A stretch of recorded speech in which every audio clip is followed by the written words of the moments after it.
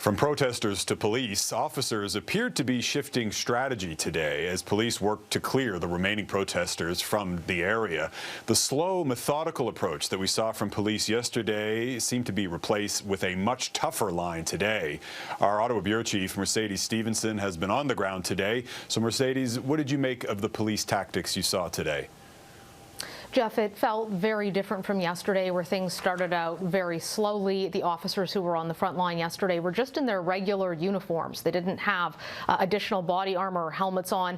Today, it was clear that there was a different tone being set. The officers who came out were wearing riot gear. They were on the front lines, and they were carrying large wooden batons with them, which they were using to strike people if they didn't move back when the police line moved forward. They also had gas masks in some cases, and eventually the line that I got pushed back by on a side street here had full-blown gas masks under riot helmets, which led people to believe they were going to be gassed. That never happened, by the way, despite social media reports about it. There was a much faster pace that was undertaken by the officers. It was more aggressive, and there was a harder element right behind them.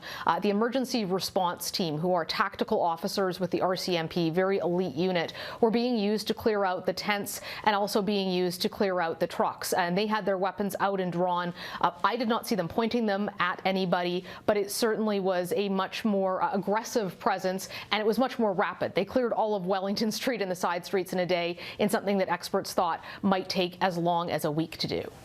Yeah, we heard the statement from the police chief earlier citing concerns about misinformation, disinformation circulating on social media. How would you describe, what you're seeing online versus the reality there on the ground? Yeah, there were some people alleging police brutality. I didn't see that. I did see people absolutely getting hit by batons and some rough arrests. Those were people who did not move back as the police line advanced. Sometimes they were on their knees, begging with officers, some veterans saying, please don't do this. But if you did not move when they told you to move, that was the fate that you suffered. There was no gas used. Nobody was shot. There was not mass arrests at gunpoints, despite what a New York Times headline appeared to report. And most importantly, no one died, because there was a false report on American news that a woman was trampled by a horse yesterday. That did not happen. That was confirmed by both police and EMS. But the police chief did talk today about the problem they've had with misinformation and disinformation. This is what he had to say. One of the tactics that the protesters and demonstrators are using is misinformation, information that is inaccurate, information that misleads the public. We're actively tweeting and providing information out through social media and other media mechanisms in order to be able to try and get accurate, factual information around what is going on within the protest.